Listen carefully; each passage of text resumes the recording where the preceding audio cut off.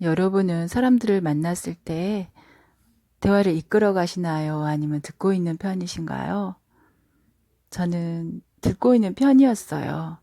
그런데 나이가 들어가면서 대화를 이끌어 가야 하는 그런 자리에 서게 되는 날이 많아지는 것 같아요. 그래서 말을 좀 잘하려면 말을 늘 하는 습관을 들여야 되는데 평소의 습관대로 저는 사람들을 만나면 계속 말을 하지 않고 듣고만 있는 편이거든요. 그래서 이렇게 책 읽기를 통해서 말을 더 잘하고 편안하게 하는 방법을 찾으려고 책 읽기를 시작했답니다. 10분 책 읽기 여러분 한번 들어보세요. 감사해요. 사람들한테 물어봤더니 그 꿈꾸는 다락방이라는 책을 권했어요. 근데 이디성 즈음이라고 되어 있고요. 오늘 추천받아가지고 당장 책을 빌려와서 밤부터 읽으려고요. 네, 21페이지. 오나시스와 스필버그가 사용한 꿈의 공식. 1896년 부산항 한 외국인 남자가 배에서 내렸다. 며칠 후 그는 서울 가리봉동 반지하방에 보금자리를 틀었다. 키가 작고 못생기고 돈이 없고 한국말을 할 줄 모르는 이 남자는 오랜 시간을 백수 또는 3디의 노동자로 보냈다. 그로부터 약 20년이 흐른 2007년 그 외국인 남자는 한국 최고 여성 댄스 가수와 헤어졌다는 신문 기사로 전국을 들끓게 한다. 그러더니 몇 달이 못해서 자신보다 20살이나 어린 대그룹 최고 경영자의 딸을 신부로 맞이한다. 이런 스토리가 가능할까? 아마도 99%의 사람들이 딱 잘라서 말할 것이다. 불가능하다고. 그런데 실제로 그런 삶을 산 사람이 있다. 20세기의 지구에서 그의 이름은 아리스토텔레스, 소크라테스, 오나시스다. 1923년 9월 오나시스는 프랑스 파리에 버금가는 화려함을 자랑하는 도시 부에노스 아이레스에 도착했다. 빈민가의 월세방을 얻을 수 있는 보증금과 4개월간의 최저 생활비가 그가 가진 전부였다. 그는 못생겼고 키가 작았고 대졸자도 아니었고 아르헨티나 언어를 알지 못했다. 당연히 오랫동안 실업자 신세를 면치 못했다. 하지만 약 4년 후 그는 통장에 10억여 원의 잔고를 갖게 10억여 원의 잔고를 갖게 된다. 그런데 이건 시작에 불과했다. 그의 재산은 점점 불어나서 10년 후에는 1000억여 원을 상회하게 된다. 도대체 어떻게 이런 일이 가능하게 됐을까? 오나시스는 독서광이었다. 그는 특히 성공한 사람들의 이야기를 즐겨 읽었는데 그러면서 자연스럽게 R은 VD 공식을 알게 되었다. 성공학 서적에서 이 공식에 대한 이야기를 접하면 99%의 독자들은 그냥 무시해버리고 만다. 물론 호응하는 독자들도 있다. 하지만 순간적일 뿐이다. 즉, 이 공식에 자신의 모든 것을 거는 사람은 없다는 말이다. 그러나 오나시스는 이 공식을 알게 된 순간 무릎을 딱 쳤다. 이 실업의 늪에서, 가난의 늪에서 나를 구해줄 수 있는 건 바로 이것이라고 굳게 믿었다. 그리고 인생을 걸었다. 매주 토요일 최고급 정장을 차려입고 압구정동을 향하는 젊은이가 있다. 그는 압구정동에서도 가장 돈 많은 사람들만 간다는 최고급 레스토랑에 들어간다. 그런데 이 젊은이가 하는 행동이 참으로 특이하다. 음식에는 관심이 없다. 두 눈을 크게 뜨고 손님들을 골똘히 바라보다가 이내 눈을 감고 묵상에 잠긴다. 이 행동을 끝없이 반복한다. 식사를 하러 온 게 아니라 무슨 종교의식을 치르러 온 사람 같다.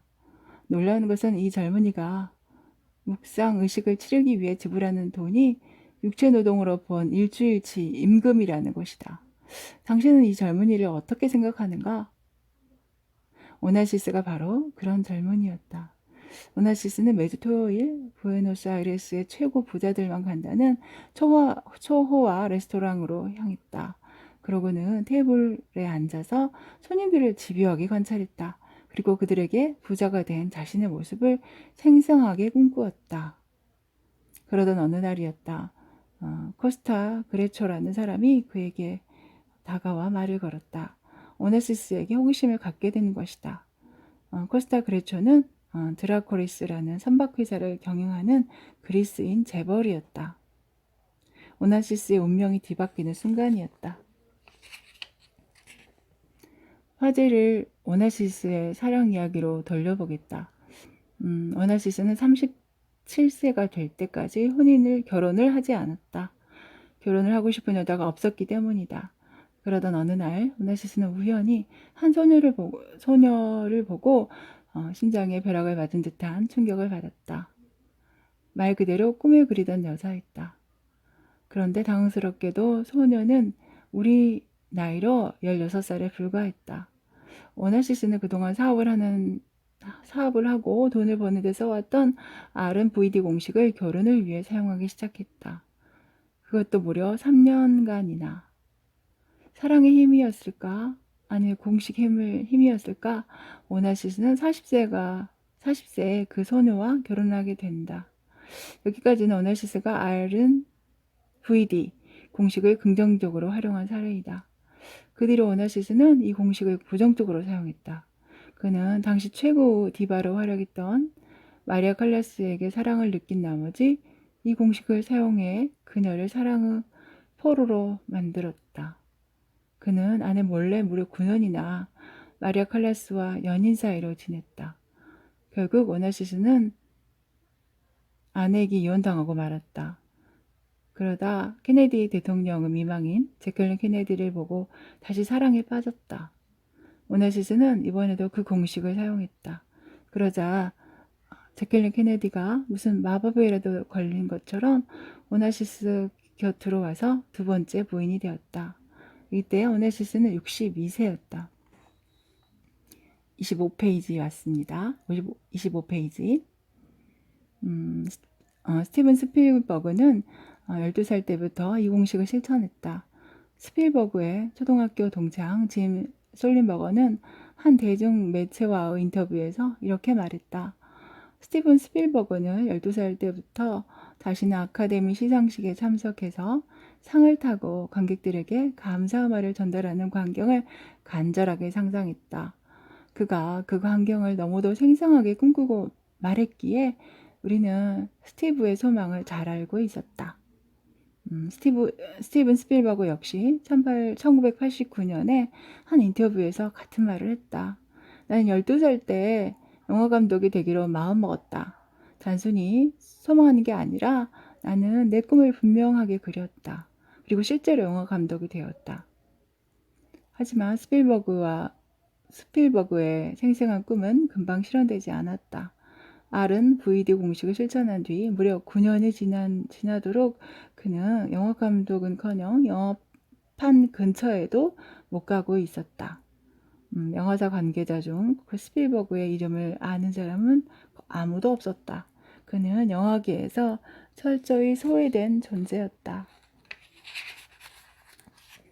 아마 스필버그가 보통 사람이었다면 이쯤에서 포기하고 말았을 것이다. 생생하게 꿈꾸면 이루어진다고? 웃기고 있네 하면서 말이다. 하지만 스필버그는 달랐다. 그는 더욱 생생하게 꿈꾸는 길을 선택했다. 스필버그는 영화 감독처럼 차려입고 유니버설 스튜디오로 쳐들어갔다. 그의 태도가 너무나 당당했기에 경비원들은 감히 제지하지 못했다. 스필버그는 빈 사무실을 하나 찾아낸 뒤 스티븐 스필버그 감독 사무실이라는 간판을 내걸었다. 그러고는 교환실로 가서 전화기와 전화번호를 받았다. 그가 너무도 당당했기 때문에 아무도 그의 존재를 의심하지 않았다. 스필버그는 그 사무실을 무려 2년 넘게 사용했다. 그 2년 동안 스필버그는 R은 VD 공식을 거의 완벽에 가깝도록 실천했다. 세계적인 감독들이 일하는 모습을 바로 옆에서 지켜보면서 그리는 그의 꿈의 영상은 과거에 혼자만의 상상 속에 그렸던 꿈과는 차원이 달랐다. 그것은 꿈과 현실을 구분하기 어려울 정도로 실제적이고 현실적인 영상이었다.